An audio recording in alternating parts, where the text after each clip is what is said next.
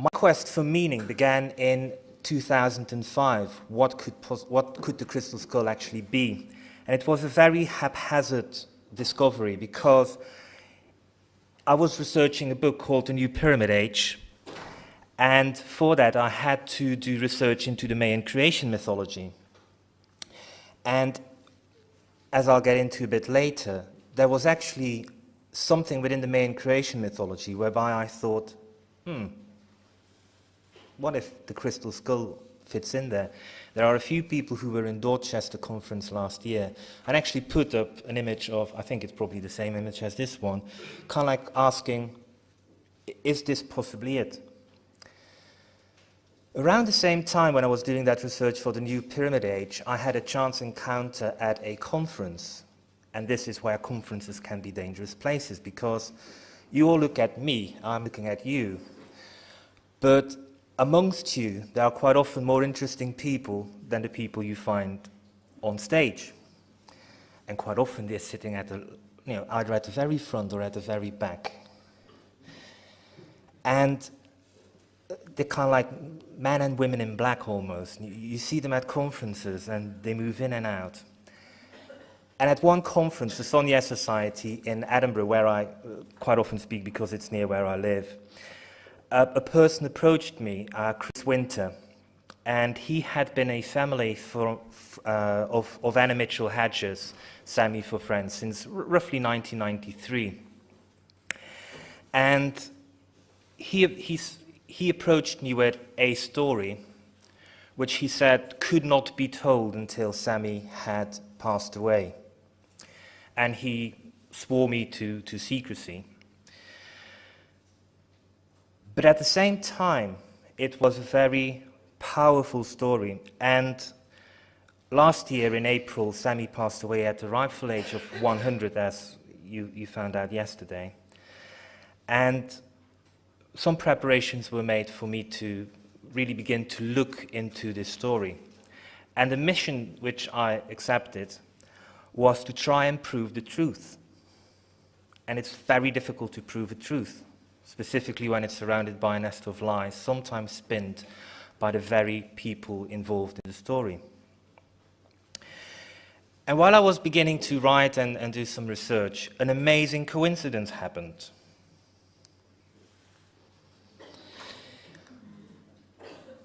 After approximately 14 years, George Lucas and Harrison Ford and Steven Spielberg decided to do a sequel to Indiana Jones and the Last Crusade, which always, suddenly wasn't the last one anymore.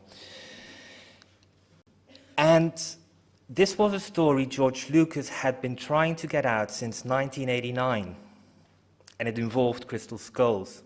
And the problem George Lucas had was convince Steven Spielberg and Harrison Ford that actually using a crystal skull would work in a big movie. And it took about 6 rewrites, and people like M. Night Shyamalan and various other people, actually, their scripts were rejected. And only a few years ago did they actually agree upon a script to go forward and make the movie, which tonight is going to have its world premiere at the Cannes Film Festival. And you can all go and see it from the 22nd Thursday onwards. And it's a worldwide release. It is the biggest movie of the year. It is likely going to be the biggest release. Well, it is the biggest release Paramount has ever done. And it is possibly the biggest revenue earner next weekend, which they're ever going to be. So it's pretty big. What is he going to talk about? Well, we actually know what he's going to talk about. He's going to go in search, as usual.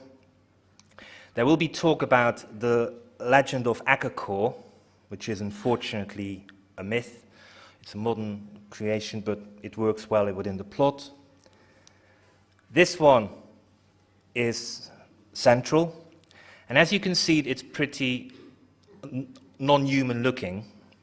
And we also know that there are going to be references to Roswell, the alleged UFO crash in 1947 in it.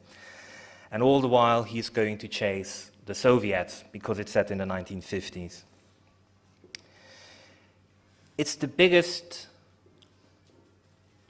airing of a crystal skull. There have been before. In fact, recently, if anybody is a Star Trek fan and knows the first year of Star Trek, apparently there was a reference to Crystal Skull in there. But the only other one, which we know, was this one, which was actually in Stargate SG-1. And this is actually a copy of that one. There's also rumors that the very first Raiders of the Lost Ark, if anybody has seen it, I think the BBC did it recently, the opening sequence is a hunt for a gold statuette. And the rumor goes that actually, at the time, they didn't want to do a gold statuette, but they actually wanted to have a crystal skull there. But because of the fact that it was around 1980 and the technology wasn't that great and they didn't like to use CGI when it was available, the technical department actually said, well, we can't make this convincing. So they had to change it and it became a gold statuette. That's an unconfirmed one. But as these things go in Hollywood, they're quite often quite truthful. This is a scene from the movie where the shiny object is the shiny crystal skull. Very briefly, there are several crystal skulls. This is a collection of them. This one is the British Museum one. It's actually in the British Museum. For a very long time it was in the Museum of Mankind, but it is now in the British Museum because the Mexican government paid for an entire wing. And this is where that is. This is the Paris Museum skull. And both of these two are what people claim are potentially archaeological skulls. Unlike the ones at the other table, there is a possibility that these ones are ancient.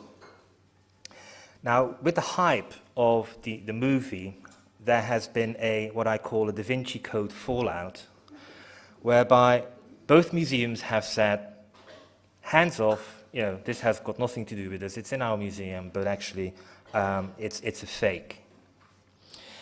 And the woman who is responsible for claiming that all of these skulls are fakes is a person who was introduced yesterday as well, Jane Walsh of the Smithsonian.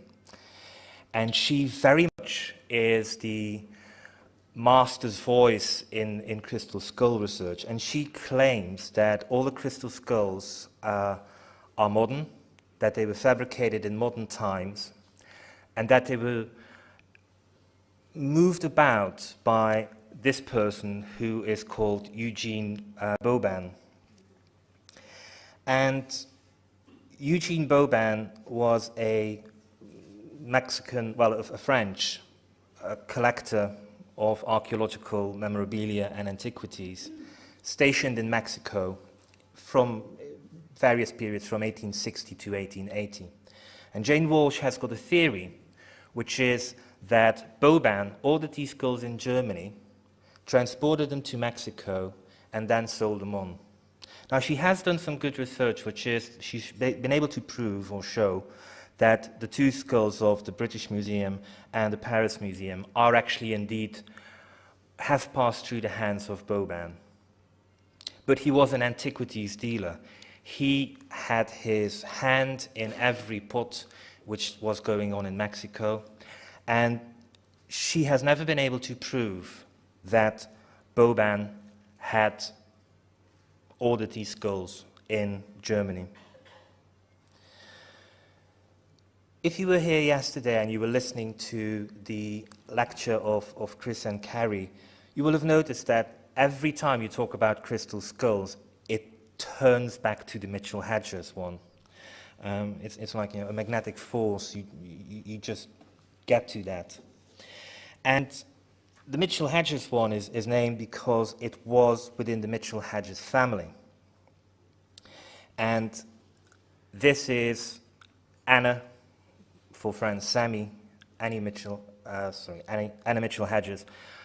in Farleigh Castle, which is near Reading, with the crystal skull, a photograph taken somewhere in the 1950s. And she is the one who actually started to promote this skull. This is a very complicated story, which I'll try to reduce to a very basic format and very simple one, but it is kind of like the task of what's going to go ahead. Mitchel Hedges, Frederick Mitchel Hedges, Mike to friends, was an adventurer.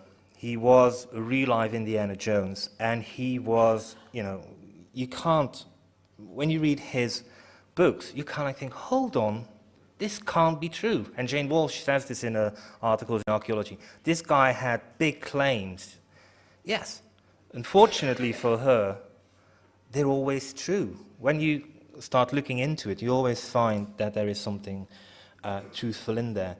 And the little lies which are in there, you always wonder why is he lying about that? And we'll go on to explain. These are just some images of the life of Mitchel Hedges. The book, the first edition and the re-edition, 1995, I think, the re-edition. I like the fact that there are bells in the background all of a sudden. This is him on one of his expeditions. This is him on the right providing lunch. Lobster. This is him fishing. He was a larger-than-life character, and it's a very funny story. He was born, as most people are, and his father tried to push him into the family business, which was banking, accounting, and all of that stuff, and he really didn't like that. And so at the age of 16, he ran away from home. His father got him back and said, well, we'll kick this out of our son. And what they did was they sent him on a North Pole expedition with a friend of the family, thinking, that'll shut him up, And no, he actually enjoyed it. And what should have been given as an antidote actually became an addiction. And as the title of his autobiography was Danger, My Ally. And it really was. He had some tremendous accounts. And he's also one of these people who you think like, hold on, how did he know that was going to work?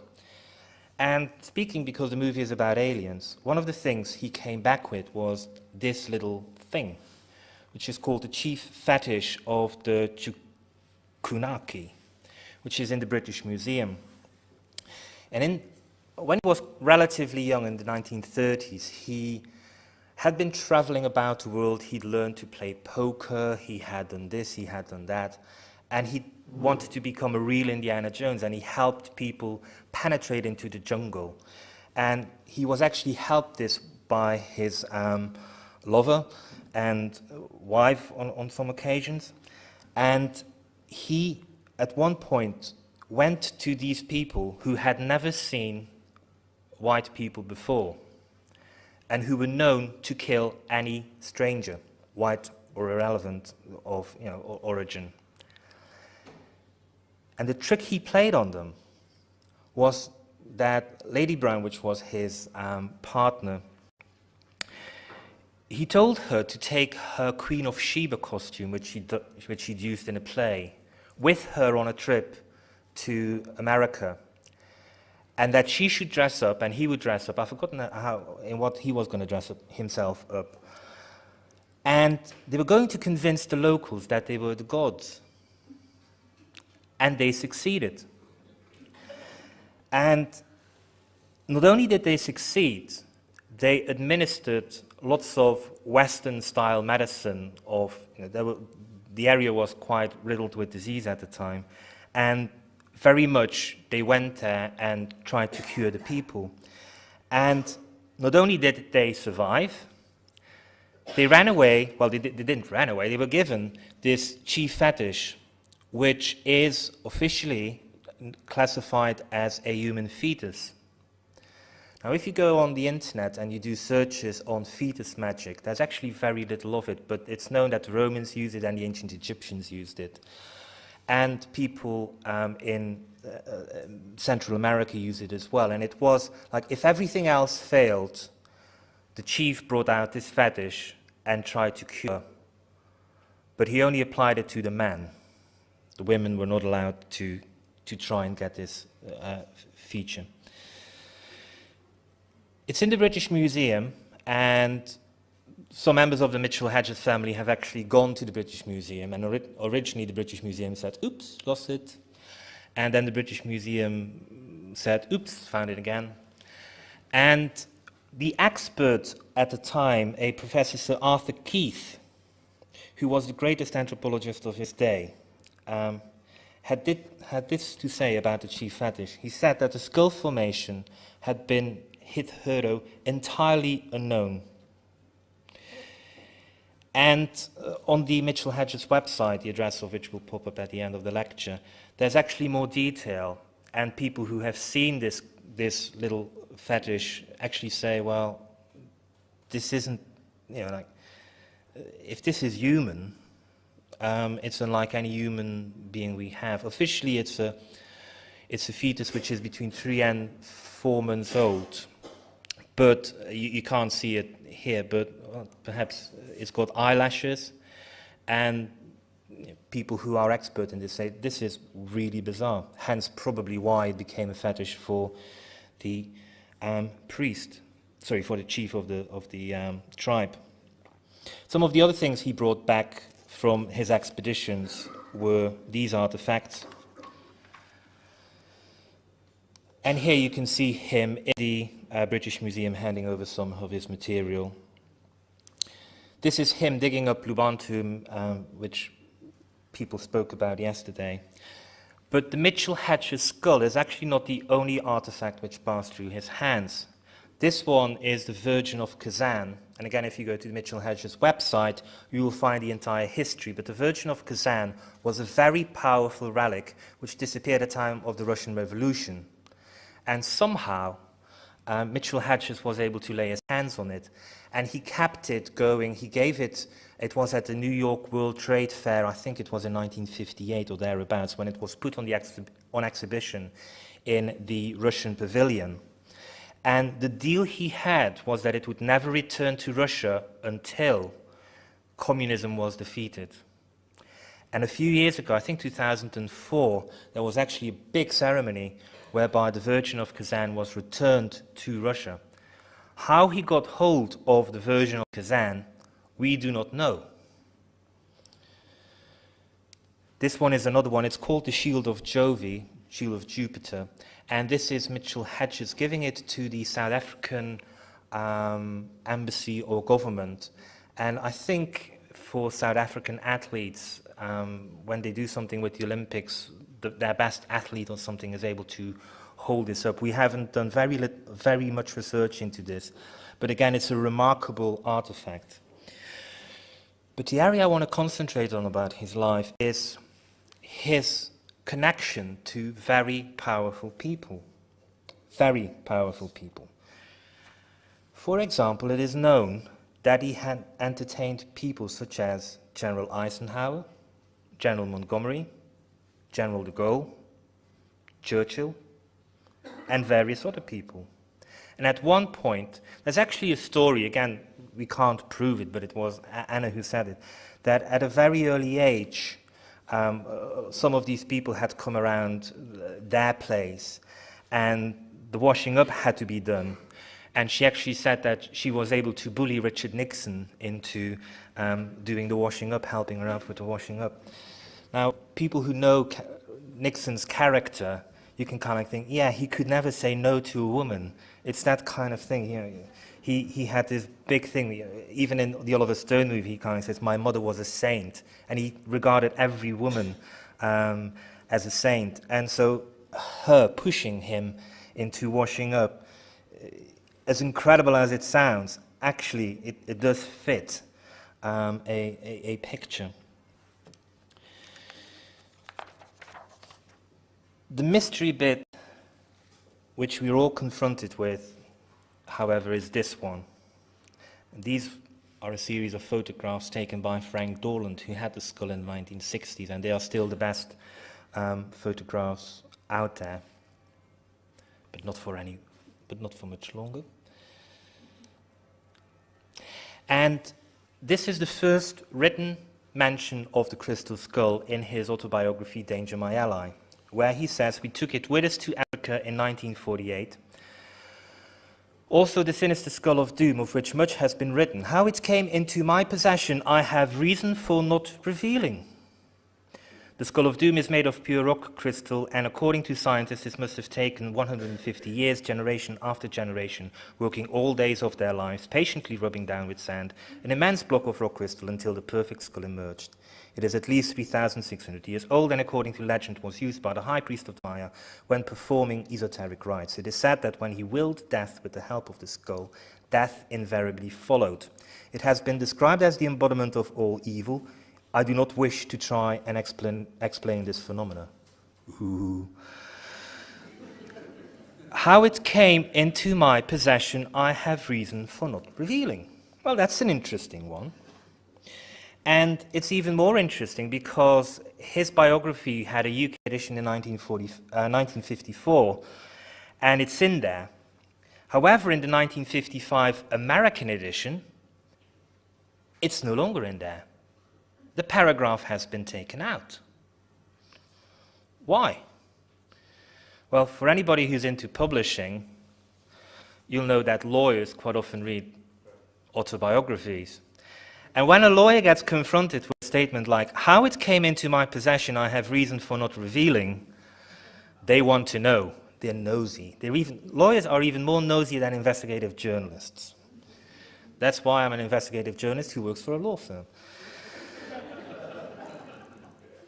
How it came into my possession, I have reason for not revealing. Well, for the skeptics who know everything, it is because they have found evidence that in 1943 there was a Sotheby's auction, which this is the front catalogue of, and in that auction catalogue you can see a nice picture of the skull, and then item 54, lot 54, a superb life-size crystal skull carving of a superb life-size crystal carving of a human skull, giving the description.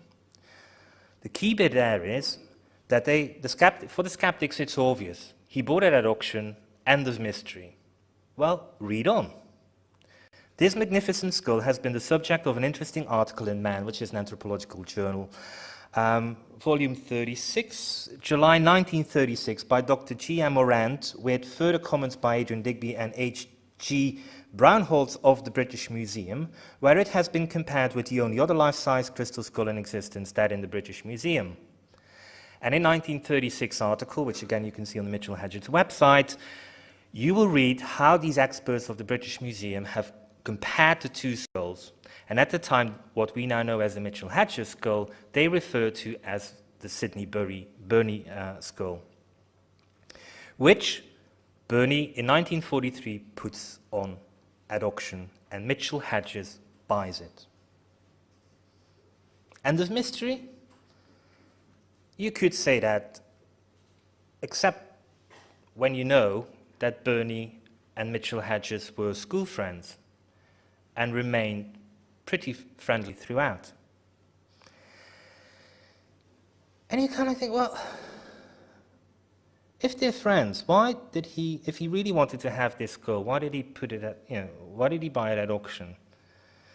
Why didn't he just buy it straight away? And it's always in the small print, and it's actually something which was reported by Chris and Carrie. I think it's the first time it appeared in print in their book, which is that under contemporary law in 1943, by Mitchell-Hedges buying it at auction, he was the legal owner of the crystal skull. And shortly afterwards, he starts taking it to South Africa, or wherever he was going in 1948, and he then mentions it in his autobiography in 1954.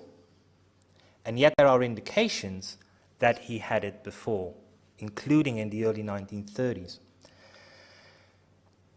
And what we think happened is very simple. In the days when there were no safes, no Wackenhut and all of these other big companies. When you travel a lot, you give your prized possessions to your friends, and you put them, you spread them out amongst your friends. That way, if something happens to one of your friends, at least you get all the other stuff back. And you just hope that your friends keep doing that. Again, is this where the story ends? This is a comparison of the two schools. No. In his autobiography, he spends time in the early 1910 era in Mexico. And it's a period where he starts spinning lies. And he plays with chronologies. And we now know, and we are finessing a person to come up with the evidence, but we know, we have seen it, that Mitchel Hedges worked for the British Secret Service. And it provides a completely different perspective on things. In his autobiography, he says that he never worked for the British service, that in the late around 1917, I think, or 18, the British government, he got a letter from the head of the British Secret Service, and they asked him to come in for a meeting, and they asked whether he was willing to go to Russia to talk with a person who he knew there, and that person was Leon Trotsky. And officially, he declined, he says. However, it is known that for the next few months, we do not know his whereabouts. So he says that he didn't go to Russia, however, where he did spend his time the next few months is unknown. And the reason why he was asked to go to Russia and talk to Leon Trotsky was because Leon Trotsky and him had been roommates in Mexico. And if, there is no if, we know it is a when. But just imagine this one. If your government asks you to spy on Leon Trotsky, and you think, how could I do this? Oh, Trotsky doesn't have any money. I'll put him up with me. And it's the easiest way of spying on somebody by saying, hey, come and share my house, and you know everything which goes on about your roommate. And it's a very clever and effective trick to do. In his biography, however, there is one person lacking, and that is a person called Ambrose Bierce. Now, I don't know how well-known Ambrose Bierce is over here, but in America, in the 1920s, he was notorious because he disappeared. He was a well-known journalist, a well-known author, a very controversial figure. A movie has been made about him, starring, I think, Gregory Peck and Faye Dunaway, or actors of that ilk. And it's called Old Gringo. You can probably still buy copies of eBay, on eBay or Amazon. And Ambrose Bierce went to Mexico and disappeared into nowhere. And throughout the 1920s, books were written very much like, the contemporary version of Princess Diana, what happened in Paris. They were debating, there were false claims, people who'd said that they were his best friends and all of that stuff. Well, we know that Ambrose Bierce and Mitchel Hedges were around Pancho Villa at exactly the same moment in time. We know that when Ambrose Bierce disappeared, Mitchel Hedges was there. It is the same period of time. Yet when in 1954 he writes his autobiography, he doesn't mention Ambrose Bierce anywhere. And it is this kind of thing which would make the book in America an instant bestseller, because even if he didn't know, even if he just said, well, it was one morning, Ambrose Bierce walked into the jungle, that was the last time we saw him, it would have been an eyewitness report. And so far, in all the books which had been written about Ambrose Bierce's disappearance, there hadn't been an eyewitness report, which is, very interesting. Why did he leave it out? Question. In 1931, Mitchel Hedges writes a novel, and the novel is called White Tiger. And I will not go and read through everything. I will just skip to this bit. Well, actually, let me start from here. At the bottom, he says, this is a passage of the novel. Oh, let us read it anyway. The climax, however, was yet to come. As they passed into the temple, the priests impressively led him to one of the massive walls, placing his hand in a certain manner upon what appeared to be a solid block of stone. Hey, there is stones in my lecture, I didn't even know. At his touch, it rolled slowly back, disclosing a flight of steps down which they passed. A lamp which the priest carried flung weird patches of light into the darkness, on and on down countless steps, into the very bowels of the earth, until again the priest pressed the apparently solid rock, barring their progress. With scarcely a sound, the stone block turned as easily as if on oiled hinges, and before them yawned a long tunnel. Passing through this, they descended another flight of steps. For a third time the priest touched the wall, and a huge stone rolled aside. Then in the dim light of the lantern, the white tiger, the main character of the book, saw that he was in an immense vault cut out of the living rock. Before him, piled in endless confusion, lay the treasure of the gold chalices, bowls, jars, and other vessels of every size and shape. Immense plaques and strange ornaments all glittered dully. Of precious stones, there were none, but many rare jadeite pendants. Masks of obsidian and shells beautifully inlaid were all heaped together, with heads carved from solid blocks of crystal. Legend had not exaggerated the treasure of the stacks. Almost boundless wealth lay at the disposal of the white tiger. Bloodshed, rape, and torture. And he goes on about how he goes on about these things.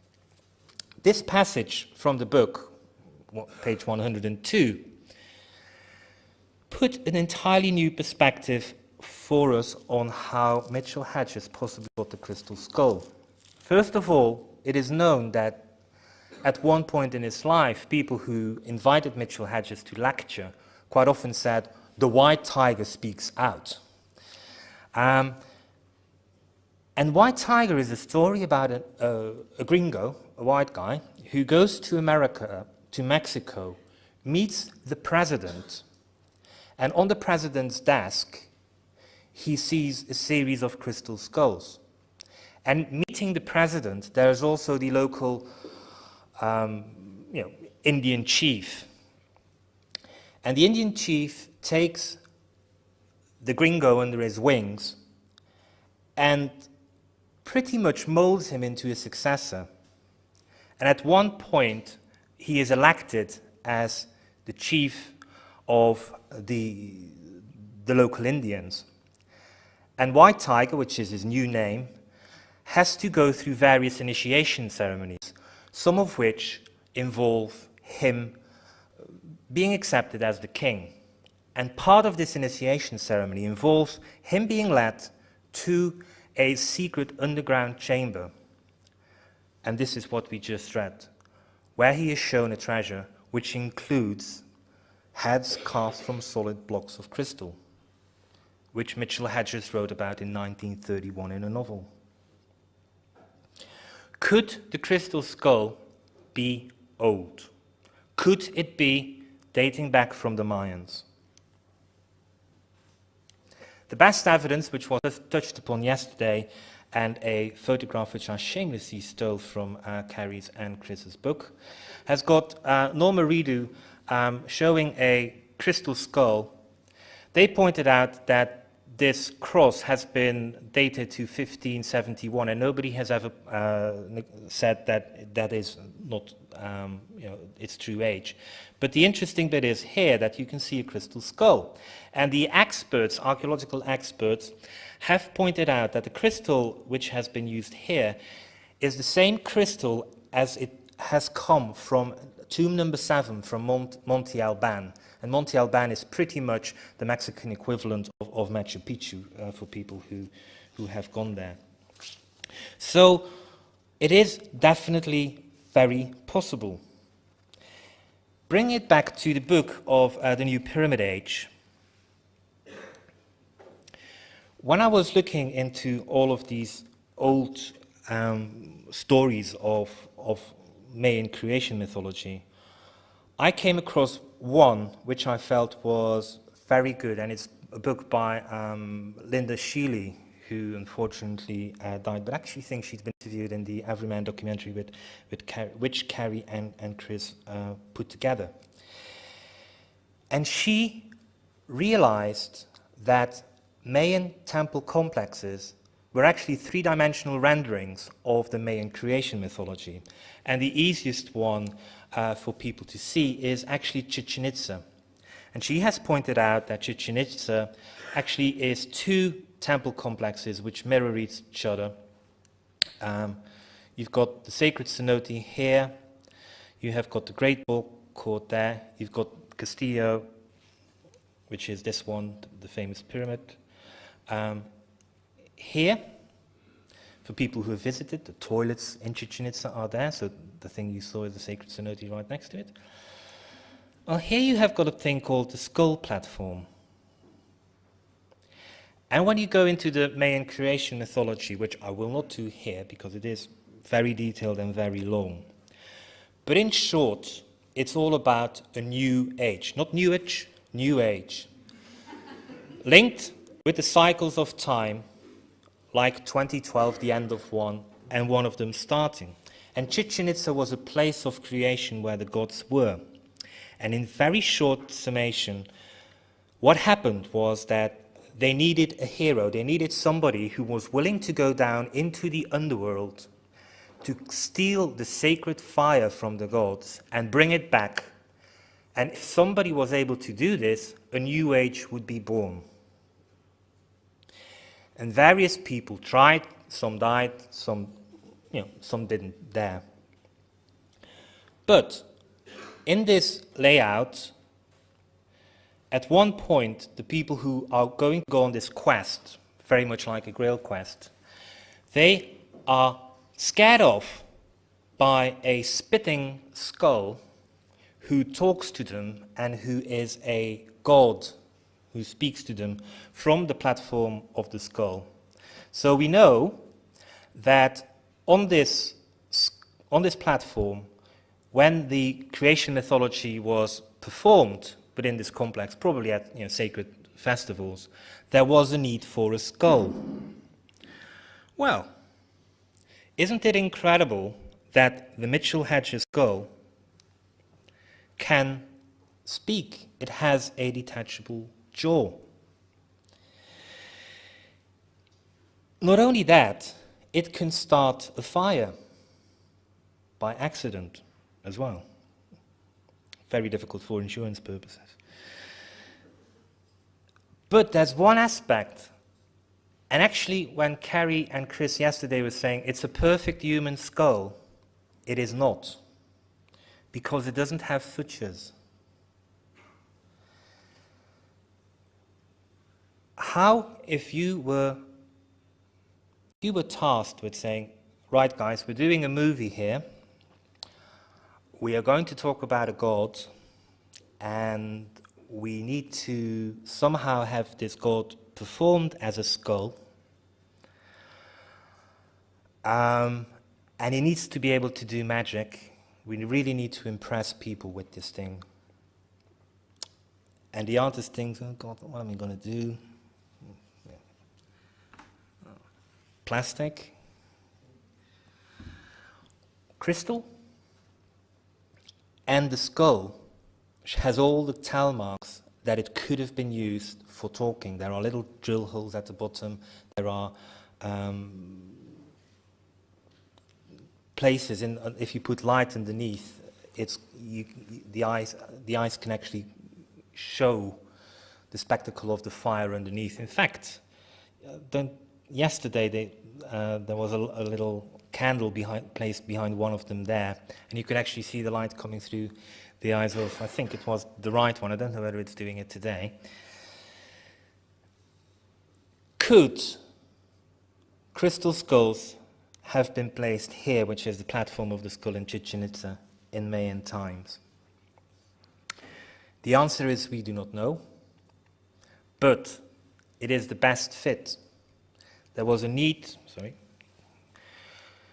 there was a need for an enigmatic head, and we know that there were enigmatic heads going around. Again, Chris and Carrie pointed out Porfirio Diaz was a president who was rumored to have these crystal skulls. And when you tie the Mitchell-Hedges White Tiger novel next to it, you kind of like wonder.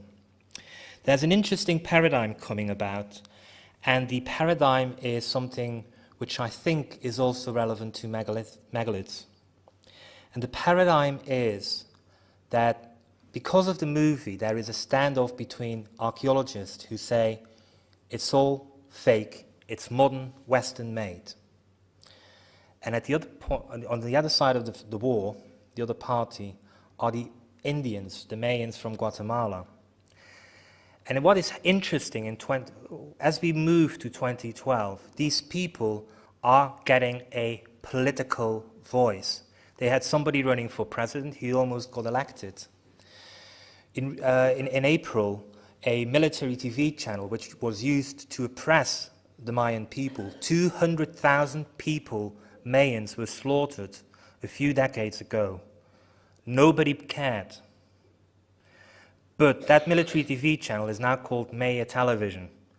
And all of a sudden, they have gone completely to the other side. So as we approach 2012, the Mayans are getting a voice.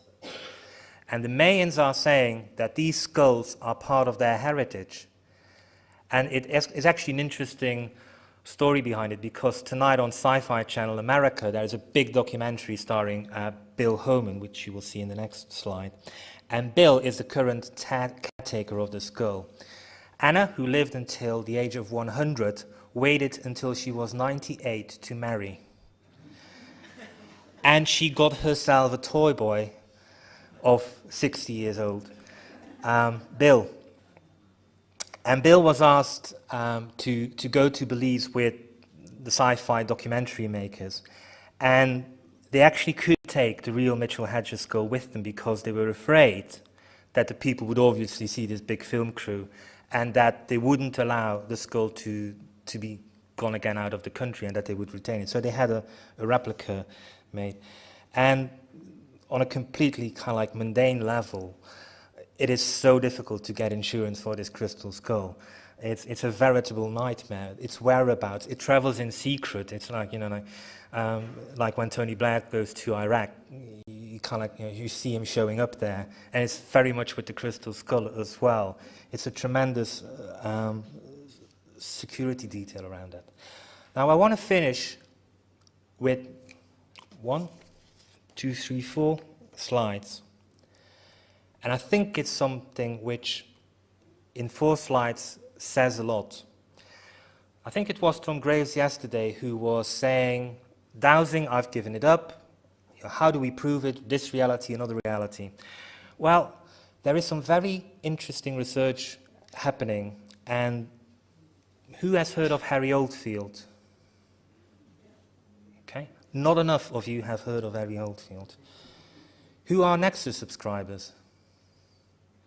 Yes, not enough of you are Nexus subscribers either, because everybody who just put their hands up are Nexus readers. Harry Oldfield is a British researcher, and largely when you have a camera, the camera producer, whether it's Olympus or Sony, is only interested in showing you a photograph of how you looked when you were somewhere, like for example in here. But light has got much more to it than that. And Harry started to experiment with Kirlian photography early on, but then actually kind of like, pretty much like Tom Graves gave up on dowsing, he gave up on that and started to just use what we know of light and try to apply it in a very technical manner. A student of him is a German woman called Dr. Karen Tagg. And she has specialized in one area of the vast gamma of what I call the mad professor of alternative science. He's a bit like the Bill Dyson of the alternative scene, Dr. Harry Oldfield. And she went to Bill a few weeks ago And they decided to do a little experiment with the photon camera. And photons are particles of light. I won't bore you with the technical details. On the right, we have got the Mitchell-Hedges skull. And on the left, we have got a potentially old skull, but just an ordinary skull like one of these potentially. It's Karen Tagg's own crystal skull. The person whose torso you can see here is Bill. Now, Bill isn't just anybody. He is actually one of the top experts in karate. I think the qualification he's in, there are about 8 others in the world. So when he does certain things, he can actually just touch you and you fall on the floor. He also points out that if you want to do a demonstration, just by touching you very quickly, you can, once again, come to our reality. Anyway, what the experiment was about was just a very simple thing. I have drawn circles. His hand is here, and his other hand is already on one skull. So what would happen if you take photographs of photon energy when you put 2 hands on a crystal skull, or sorry, 1 hand each on one crystal skull?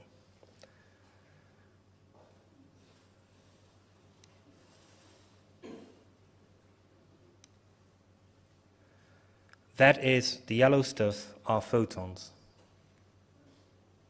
Particles of light which all of a sudden, from nowhere, begin to do very organized things. And this is the kind of evidence you can shove in everybody's face and say, well, is there something about crystal skulls energy, bizarre kinds of energy? Yes, you don't have to believe. You can just see it for yourself. This is a standard application which anybody can do.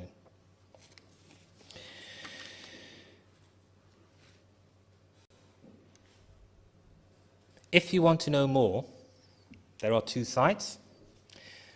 My site, philipcoppens.com, and the Mitchel Hedges website, where, for example, the last photographs are on there in much more detail. The site, the chief fetish is there. All the information is pretty much out there. Some of this information, in fact, most of this information is available from the current edition of Nexus, and the other half will be in the next edition of Nexus, on sale around June the 1st from a distributor near you or from Marcus. I have to plug something for myself, which is the Histories and Mysteries Conference on the 22nd of November, and the speakers there will be Joseph Davidovich, who is a world authority on geopolymers. He is the one who claims that the Great Pyramid was made with a type of cement, and he will actually demonstrate this during the conference, how to do this. If anybody is interested in the reality of alchemy, well, he will be able to show you a bit of real alchemy. We've got Sam there as well, who is not going to talk about the same thing which he's going to talk about here. Dr. Harry Oldfield will be there as well. Stan Hall is a person who went to the so-called Teos Library together with Neil Armstrong. And when I was talking about how Mitchel Hedges went into this vast library, whereby he saw crystal heads, well, that's the legend, and Stan Hall in 1976 organized an expedition involving the British and the Ecuadorian army trying to find that out, and he will be there as well. And finally, I will be there myself, and I am actually going to talk about Scottish megaliths. For people who want to do, it's a 7 hours and 50-minute drive from here, but there is an airport in Edinburgh. People who want to come, there are some folders here at the big sound thing. And I'll leave you with, again, a bit more time to write down these website addresses. And I thank you very much. And I think I had the challenge of saying I had to recover 5 minutes. I only managed to recover 3. Thank you very much.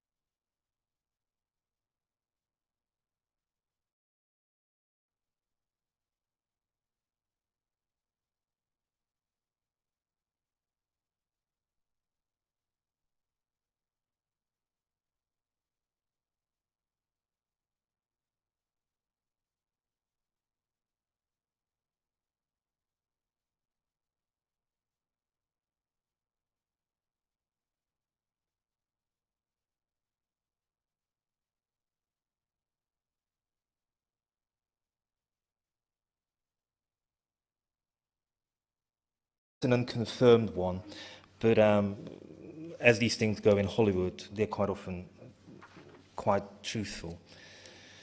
This is a scene from the movie where the shiny object is the shiny crystal skull.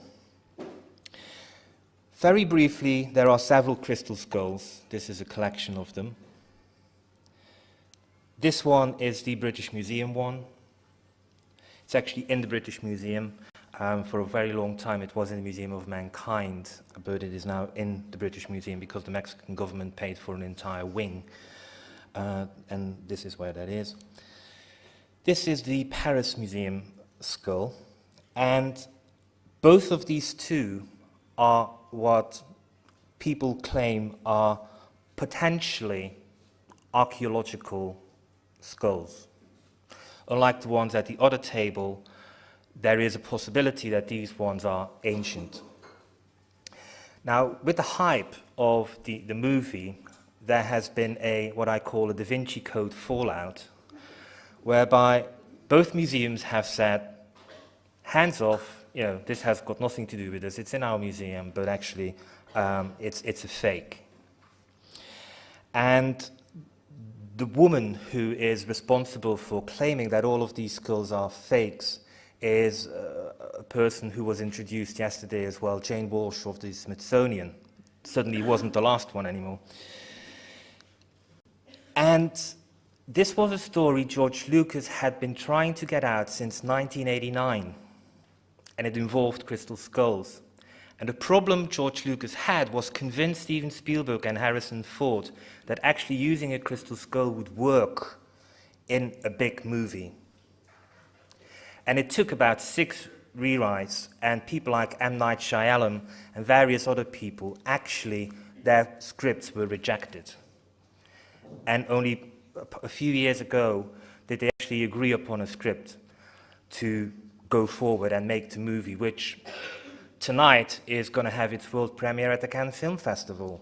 And you can all go and see it from the 22nd Thursday onwards. And it's a worldwide release. It is the biggest movie of the year. It is likely going to be the biggest release. Well, it is the biggest release Paramount has ever done. And it is possibly the biggest revenue earner next weekend, which they're ever going to be. So it's pretty big. What is he going to talk about? Well, we actually know what he's going to talk about. He's going to go in search, as usual. There will be talk about the legend of Akakor, which is unfortunately a myth. It's a modern creation, but it works well within the plot. My quest for meaning began in 2005. What could the crystal skull actually be? And it was a very haphazard discovery, because I was researching a book called The New Pyramid Age, and for that I had to do research into the Mayan creation mythology. And as I'll get into a bit later, there was actually something within the Mayan creation mythology whereby I thought, what if the crystal skull fits in there? There are a few people who were in Dorchester conference last year and actually put up an image of, I think it's probably the same image as this one, kind of like asking, is this possibly it? Around the same time when I was doing that research for the New Pyramid Age, I had a chance encounter at a conference. And this is where conferences can be dangerous places, because you all look at me, I'm looking at you. But amongst you, there are quite often more interesting people than the people you find on stage. And quite often they're sitting at either at the very front or at the very back. And they're kind of like men and women in black almost. You see them at conferences and they move in and out. And at one conference, the Sonia Society in Edinburgh, where I quite often speak because it's near where I live, a person approached me, Chris Winter, and he had been a family of Anna Mitchell-Hedges, Sammy for Friends, since roughly 1993. And he approached me with a story which he said could not be told until Sammy had passed away. And he swore me to secrecy. But at the same time, it was a very powerful story. And last year in April, Sammy passed away at the rightful age of 100, as you found out yesterday. And some preparations were made for me to really begin to look into this story. And the mission which I accepted was to try and prove the truth. And it's very difficult to prove a truth, specifically when it's surrounded by a nest of lies, sometimes spinned by the very people involved in the story. And while I was beginning to write and do some research, an amazing coincidence happened.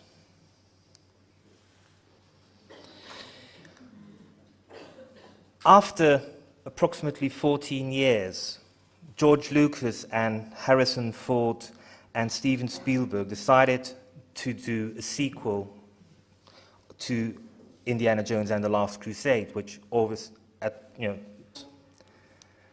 this one is central, and as you can see, it's pretty non-human looking. And we also know that there are going to be references to Roswell, the alleged UFO crash in 1947 in it. And all the while, he's going to chase the Soviets, because it's set in the 1950s. It's the biggest airing of a crystal skull. There have been before. In fact, recently, if anybody is a Star Trek fan and knows the first year of Star Trek, apparently there was a reference to Crystal Skull in there. But the only other one, which we know, was this one, which was actually in Stargate SG-1. And this is actually a copy of that one. There's also rumors that the very first Raiders of the Lost Ark, if anybody has seen it, I think the BBC did it recently, the opening sequence is a hunt for a gold statuette. And the rumor goes that actually, at the time, they didn't want to do a gold statuette, but they actually wanted to have a crystal skull there. But because of the fact that it was around 1980 and the technology wasn't that great and they didn't like to use CGI when it was available, the technical department actually said, well, we can't make this convincing. So they had to change it and it became a gold statuette. That's